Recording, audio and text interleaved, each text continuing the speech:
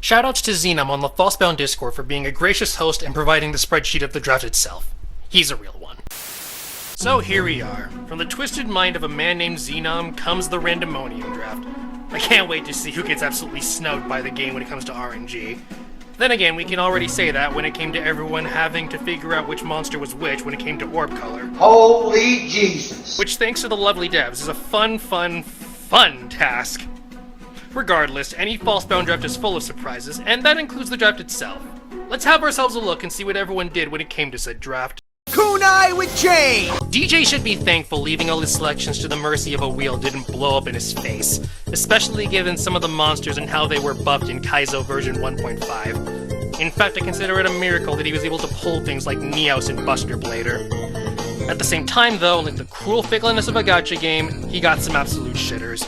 Midnight Fiend and Phantom Dewan are at the height of that list, and let's not get started on the absolute joke that is Tao the Chanter. However, he did also score pretty well when it came to trading, as anyone who is anyone knows that you don't fuck with Seario. At the end of the day, he's subject to the whims of fate like everyone else when it comes to Falsebound. Only time will tell if the game feels like being a dick and perfect playing his ass into the ground. Oh, and shoutouts to Ryuan for being one of the biggest pains in the ass when it came to 1.5's release. What'd he say fuck me for? Thunder's lineup is probably the first of the decent rosters in the draft, especially given he felt like actually picking compared to our previous drafter. There aren't that many holes or obviously terrible monsters here, which works to his advantage. The problem comes in which ones are going to get stacked onto a 5th team and become bench warmers. Then again, there's also the element of who gets to be the zombie and pick up the pieces from his losses. Thunder is surely looking to get a better run here than in prior seasons, especially with monsters like Stardust, Fortress, and Panther as the frontrunners of his team. At the same time, you have guys like Swordsman from Florida standing on the sidelines, happy to be there. All I ask is that he keeps an eye on his big mons and doesn't let them get dogpiled into the ground, especially Stardust given he can revive.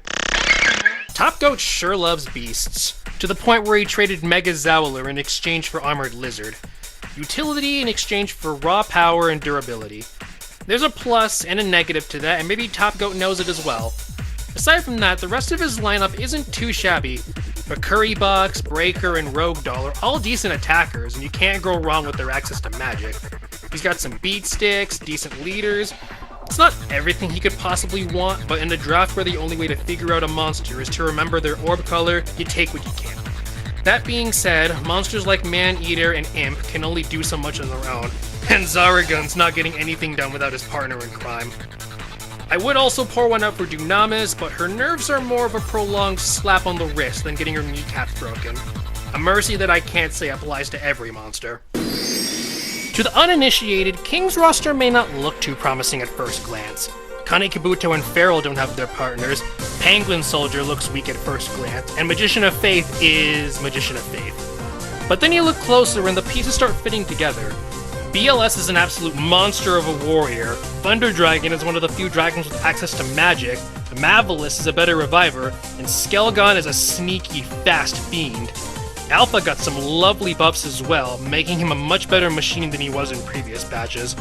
I can only imagine how much King was beaming when he not only got Penguin Soldier, but was able to trade for two-headed King Rex. With the tools he has, King could quite easily sweep the game, so long as the game is merciful. Let's just hope his machines don't malfunction and miss when they're needed the most. Don't fuck up. I have to applaud Zay for multiple reasons. He managed to pull together an overall bulky squad of monsters that could certainly be put together into some strong teams. Utopia, Barrel Dragon, Castle of Illusions, the former two seemingly finding their way back into his arms along with some other returning faces. I can see him certainly getting far if he plays his cards right. At the same time though, I'm deducting points while slow clapping for taking King's deal and accepting guilty for King Rex. 4 AP is more than 2 AP, buddy, and 1 is infinitely frailer than the other. Given he's more than likely going to use him and Kanan for their abilities, I wonder if those teams will be able to get online with their overall potential. Just make sure you think before deciding how to handle equipment and grinding this time, okay, dude? It would seem that whatever vibes Florida was feeling served him well during the draft. Like Zay before him, Florida has surrounded himself with bulky monsters alongside some brutes as well. Although I wonder if Shadow Ghoul's pure power will come back to bite him if Florida decides to put him on the front lines. However, unlike Zay, he decided to keep to himself after failing to get Kazajan from him via trade, which is both good and bad for reasons that I won't get into here. So long as Florida keeps his cool and builds his teams correctly, he should make it pretty far, and his spirits might beat the brakes off whatever fiends get in his way, especially when it comes to Darkness and Bakura. Darkness? I don't think Machine drafted a single bad monster. As a new player to the draft though, I have to wonder if he can draw out the full power of his monsters.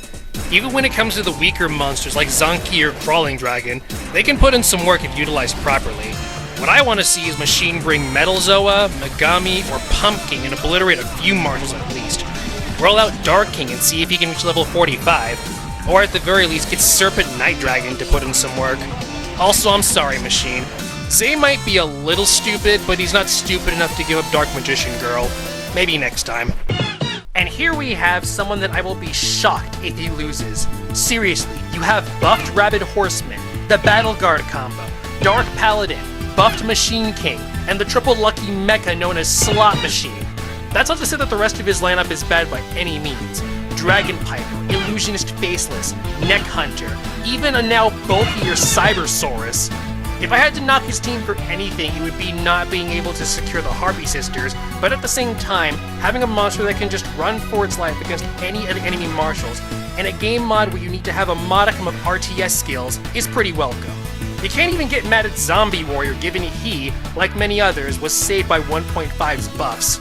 He should be fun to watch. Destroy them. Like Florida Man before him, Agua made some pretty smart choices when it came to the draft. The guy found marvels like Zera the Mant, Dragon Zombie, Beast of Gilfer, and the Bandit Keith Killer himself, Red Eyes Metal. Dancing Elf and Hane Hane could be seen as outliers given how frail they are, but at the same time, they're frail for a reason. Both of them get access to their abilities super early and use them in different ways.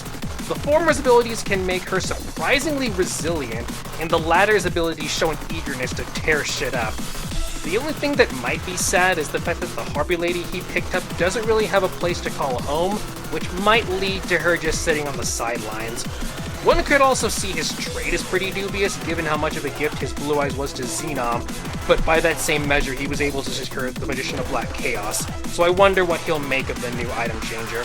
As another new player like Machine before him, he'll make for some fun content and hopefully stick around after it all. I think it's hilarious how throughout the draft, Xenom's nervousness tried to steer plays from picking certain options, only for the latter to gift him with what might be the strongest draft across all the players here.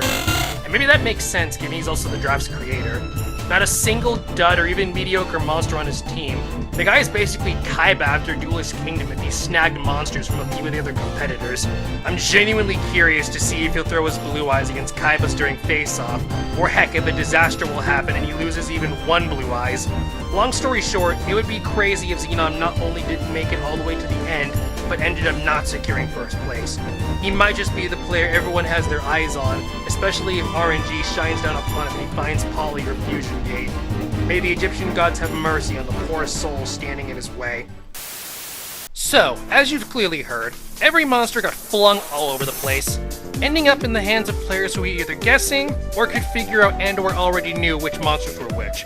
The diversity of colors alongside which monsters they belong to are certainly something, as some monsters were given orb colors that definitely don't match who they are. What? That being said, it certainly led to some fun discoveries and moments like the green minefield. Sadly though, this was not a format where every monster would get chosen, as Fairy's Gift and Blackland Fire Dragon would have you know. Now let's get down to one last thing. Predictions! Here's how I think the draft will play out. I'm also curious to see who will end up using their zombie marshal and who won't. In terms of who is most likely to be the zombie, it's probably going to be Taya, Joey, or Mai. If they do get used, we'll see how useful they end up being once they rise from the power of dead monsters.